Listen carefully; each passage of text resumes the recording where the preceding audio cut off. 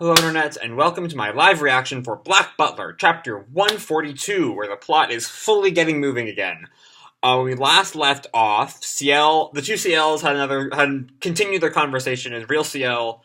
Undertaker revealed how Real Ciel was still alive, and Real Ciel revealed that he was just around, the entire series, even to, really close, near encounters with RCL. And then Grell jumped through the window, and Othello, walked in. And now the Shinigami are here after Undertaker. And that's where we left off last month. Now we're back again with another, 19-page chapter, because, of course we are, Yana. We have Grell and Othello hanging around Othello's lab. The geek and the lady, each beneath the notice of the other. Chapter 142, The Butler Chastised.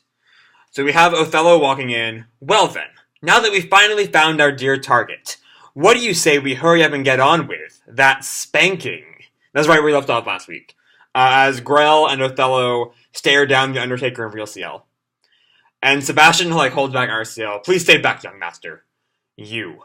I'd heard about her in dear Will, but to think a former Reaper would actually be bringing the dead back to life. I find it awfully fascinating. I really must catch you and have a peek inside that messed up brain of yours. Othello's, creepy. Think I've lost my mind, do you? You're the last person I want to hear that from, Othello. Oh, they know each other. Alright. Are we about to get Othello backstory? The recluse of the forensics division coming all the way here. What could have dragged you out of your hole, I wonder? Since you've been making far too much mischief, I simply can't immerse myself in my research. That's why I've come to dole out some vigorous discipline. And he gets out, I'm assuming this is his death scythe. That's what they're called, right? Reaper scythe, or it's been a while since they were last relevant. It looks like a straight up sickle. Oh, you've got me shaking in my boots. And both RCL, Sebastian, and Grell feel the tension in the air. And Othello steps forward. I see you show no signs of remorse. With guys like you, and he swings the sickle at Undertaker. I won't stop even if you cry your eyes out. Yeah! And he throws the sickle and barely gets halfway up the stairs.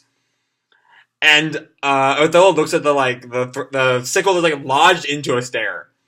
I should have known. And they all stare blankly. And Undertaker spits out laughing. God!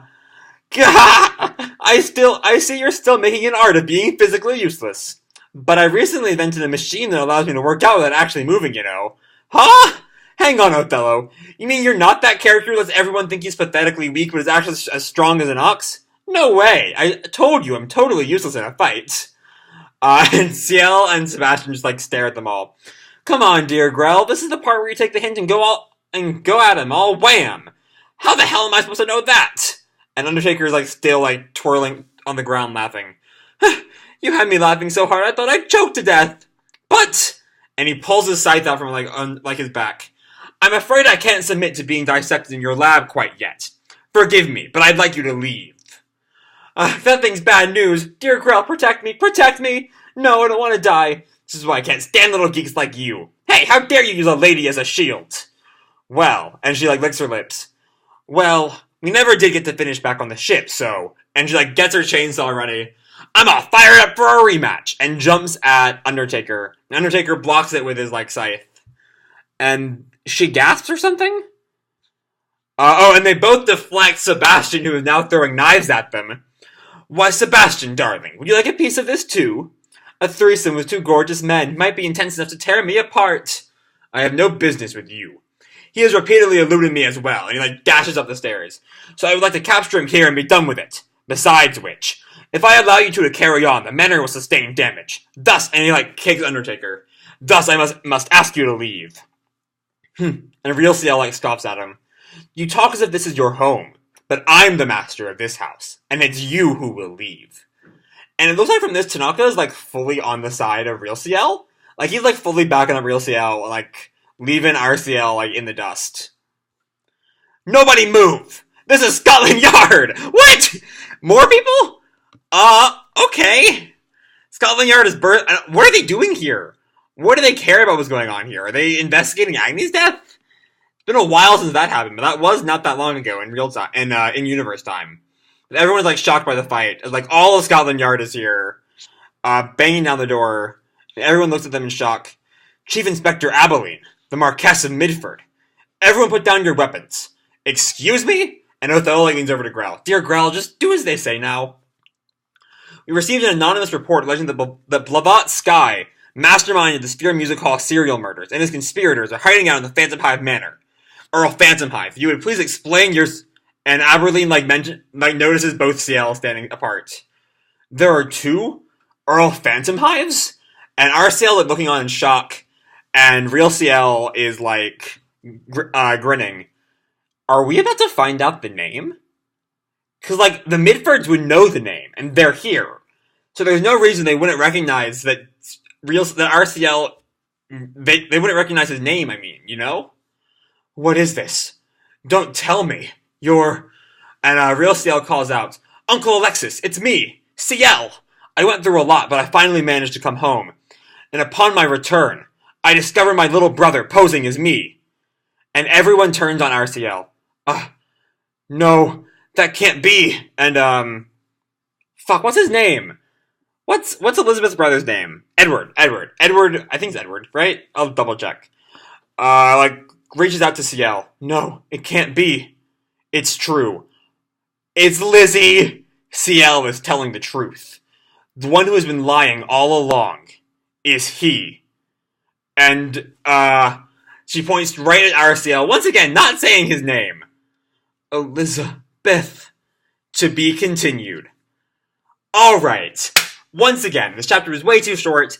I could say that every month and it wouldn't really change anything, so I'm gonna stop complaining about the length. That's a lie, I'm still gonna keep complaining about the length.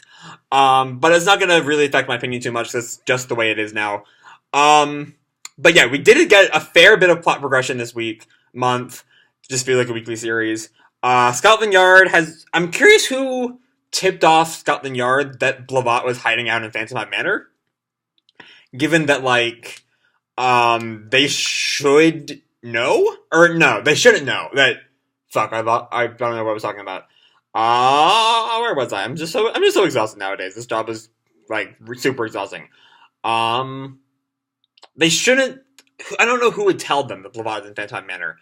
Unless real Ciel placed the call earlier in order to reveal RCL's deception.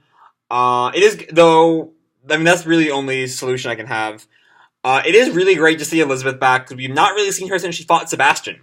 And as great a fight as that was, we now know... I'm pretty sure there's no more questioning why Lizzie left. Because, she knows the truth. She's known the entire arc. And it is great to finally be getting back to the plot of the arc. I just wish that it had not taken over a year to get back to the Blue Cult. Because now there's really no momentum left in that storyline. I really don't remember what's going on with it. I remember they had closed down the music hall, and that's about it. There was the thing with the four lords, one of whom might have been real Ciel, and I have no idea who the other three are. The purple guy of the Sphere 4, the prefects. See, it's been so long since I've dealt with this, I'm struggling to remember anyone's name. I know the purple guy was, on lost a lot of blood and was not quite dead, but kind of mostly dead. I need to go back and reread this arc before next chapter, because I've kind of forgotten the bulk of it. I don't know if y'all have too, but it might just be a me thing, because I've got a lot going on right now. But yeah, this was still, this was a really fun chapter. We got to see Grell fight for a page before she got interrupted by everyone else. I still think real Ciel is a little bastard, and I know some people want him to turn out to be a hero, be the main good guy. I really want him to be a bastard. I want really everyone except I'm not a Sebastian is secretly a good guy person at all. If you've seen any of my videos, you know I'm a huge Sebastian hater. Hater in a good way. I think he's just a bad person, but a really good character. But I just want it to just be Ciel and the servants as the only, and Lizzie as the only unabashedly good people. So yeah, I'm glad to see he has a evil grin on. I imagine so. How does Scotland Yard handle literal Shinigami popping up? like, Grell and the Undertaker are just there. Uh, like, they're just kind of hanging out, you know? And like, right in front of Scotland Yard, who, there's no way they understand what exactly a Shinigami is. Um, but yeah. Yeah, I'm kind of butt-umming a lot. Lizzie's back. Holy hell, Lizzie's back. I love her so much. As I've said before, she is my favorite character. And she has not shown up since I started doing these reviews over a year ago. But now Lizzie is back. It looks like we really are moving into like the climax of the Blue Cult arc. Just because like everyone is now gathered in one place. The plot is finally barged back in into Real Ciel. I imagine Real Ciel and Undertaker will get away this time. We'll see like dramatic consequences for RCL as he has to like come to terms with everyone with everything he's done since starting the series. This really is a huge game changer right here. Everyone's seeing the truth about the two Ciels.